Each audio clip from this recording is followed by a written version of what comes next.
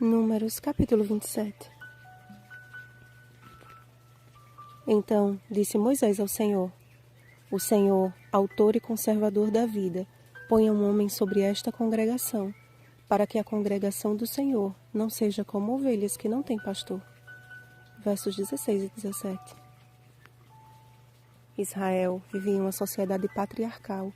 A genealogia do povo era pelos nomes dos chefes das famílias, bem como o censo era realizado pela contagem dos homens. Além do que, os filhos homens eram detentores do direito de partilha de herança.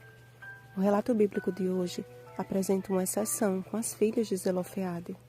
Filho da tribo de Manassés, Zelofeade não teve filhos homens que dessem continuidade à sua linhagem. Suas filhas, contudo, não ficaram passivas diante da possibilidade de ficarem sem herança e o nome de seu pai cair no esquecimento.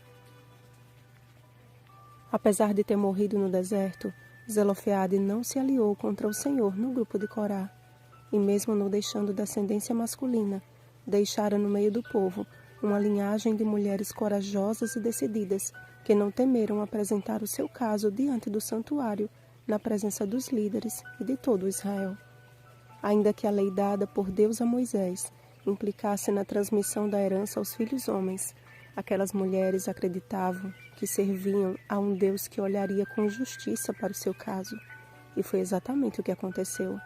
A partir da iniciativa delas, o Senhor ampliou a lei da herança conforme situações diversas. Depois disso, o Senhor anunciou a morte do idoso líder de Israel. Moisés subiria ao monte Abarim para avistar Canaã e logo após ser recolhido, assim como se deu com Arão.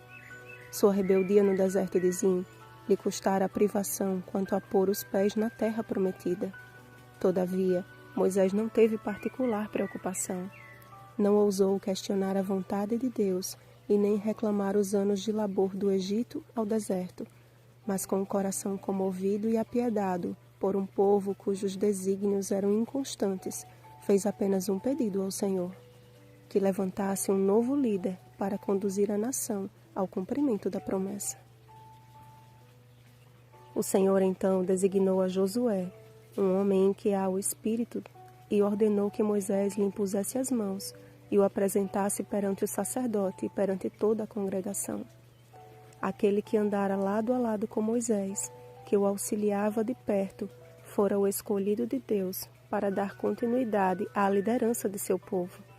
A companhia de Moisés, seu crescimento como líder, seus acertos e erros, sua humildade e compaixão, foram uma verdadeira escola para o recém-eleito chefe.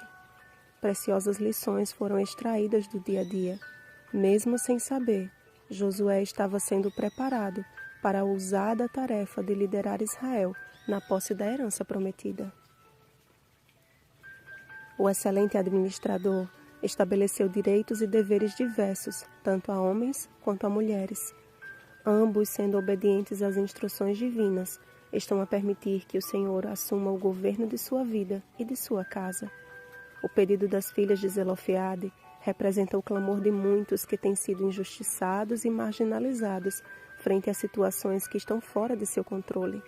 Aquelas mulheres seriam deixadas à margem da pobreza e a família de seu pai desassistida se não tivessem ido ao Senhor em busca de auxílio.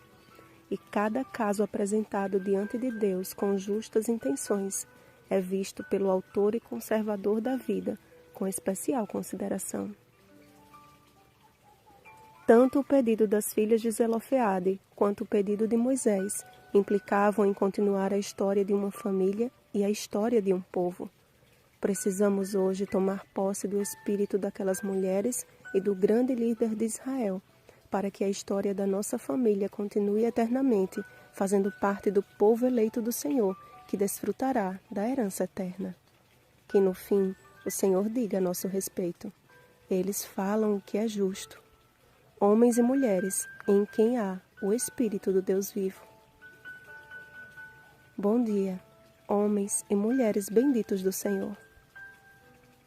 Rosana Garcia Barros.